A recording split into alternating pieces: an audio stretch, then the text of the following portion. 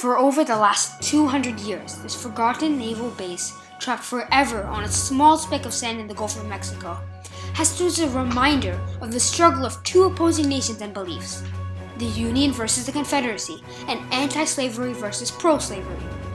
Union soldiers once stood guard on its towering corners, ready to direct a barrage of molten lead on any enemy ship coming their way.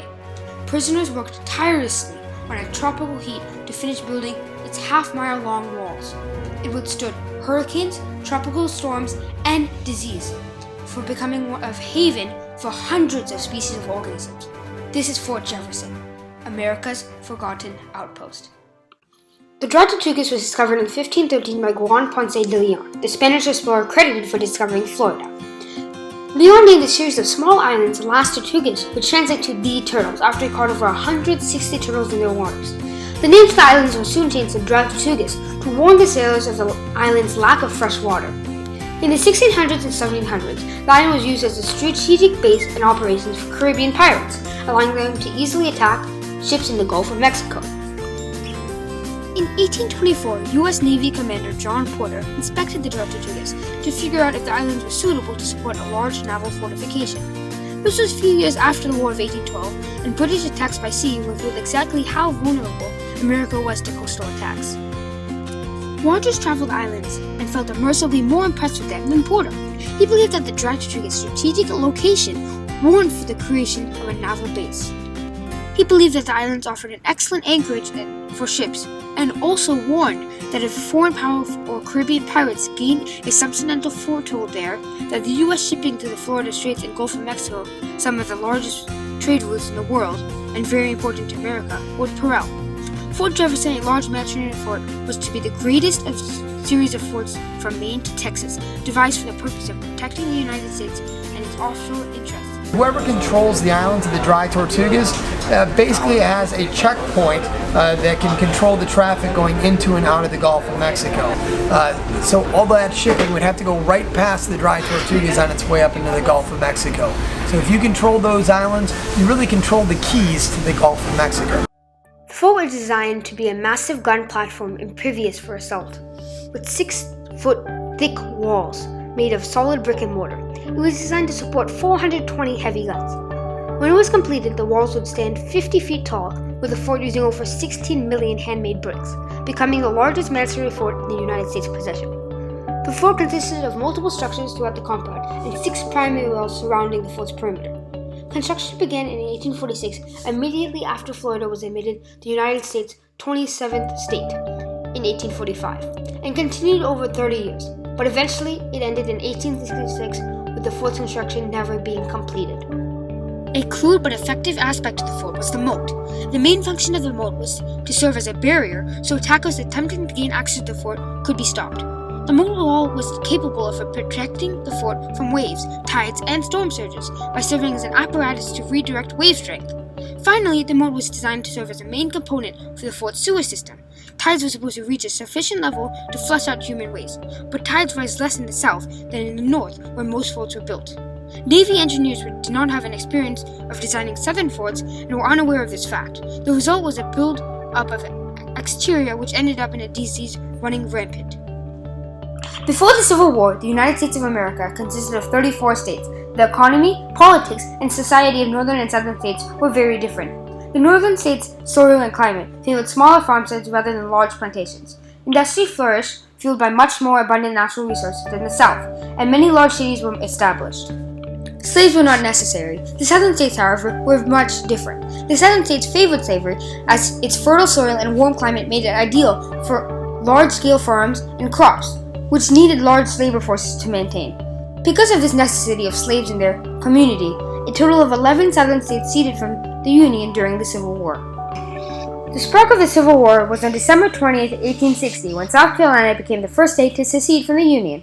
President Abraham Lincoln had just been elected to the presidency, and some of his beliefs included that slavery should not be allowed to spread to new states and eventually die off. South Carolina's economy and way of life relied on slavery, so to protect their beliefs, they declared themselves independent. 10 other states followed down to the road of secession, and together they call themselves the Confederate States of America. On April 19, 1861, after the Battle of Fort Sumter, considered to be the first battle of the Civil War, President Lincoln's cabinet suggested to him a naval blockade of Confederate ports. This was called the Anaconda Plan, as the blockade would be a gigantic snake slowly choking the life out of the Confederacy.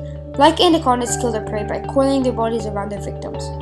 The Anaconda Plan, if you're not familiar with it, is basically the plan that was developed by President Lincoln that was supposed to basically cut off the flow of supplies and money to the South. The Southern states did not have the industrial capability to build weapons or ships, but they did have some raw materials like cotton. Other countries such as Cuba, Mexico, and England were more than willing to trade for weapons and boats. A blockade would stop shipping to and from the Confederacy. Based in Key West, Florida, the East Gulf Blockading Squadron was able to capture 300 Confederate ships in the squadron's operational area ranging from the east of Pensacola and Cape Carnival, making quite a dent for the Confederate war effort. Fort Jefferson provided a springboard location where this squadron could pounce on any unsuspecting Confederate ship. One of the most famous prisoners in Fort Jefferson is Dr. Samuel Mudd, who was involved in the assassination of President Abraham Lincoln. At 4 a.m. in the morning of April 15, 1865, John Wilkes Booth had assassinated Abraham Lincoln and showed up at Mudd's home.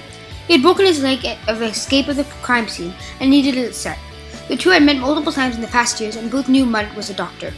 Mudd set Booth's leg and allowed him to remain in his home before purchasing transportation for Booth. Now, even today, this information is in dispute. Only eyewitnesses report of people who remember they saw the two having meetings at restaurants. In fact, a team of U.S. government lawyers and college students in the modern day re-evaluated Mudd's case and came up with the conclusion that Mudd was not guilty.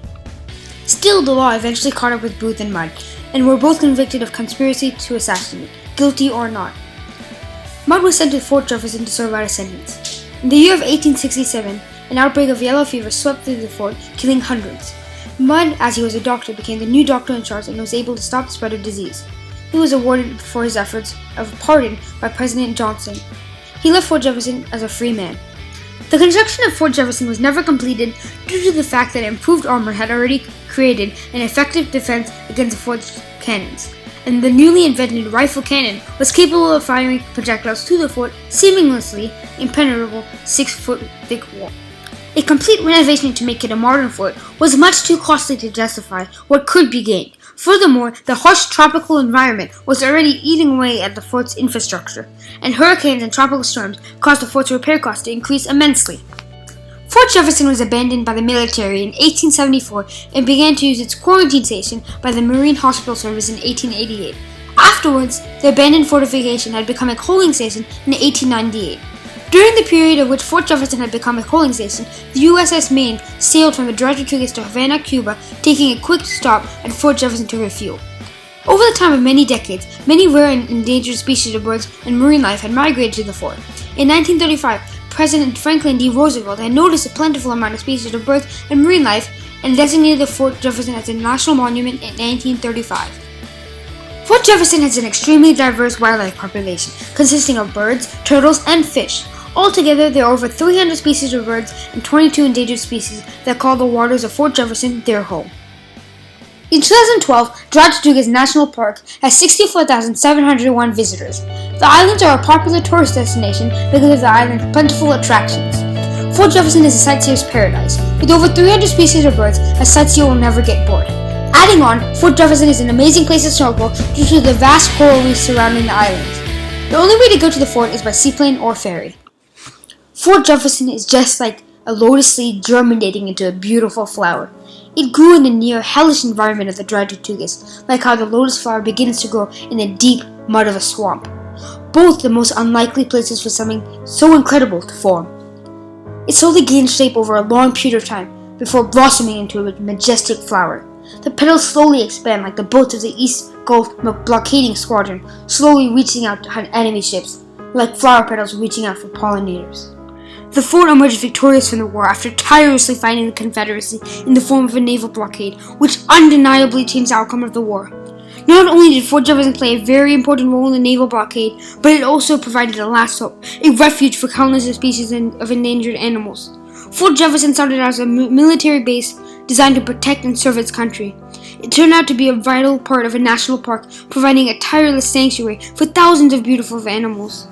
For countless reasons, Fort Jefferson will definitely be remembered through the test of time.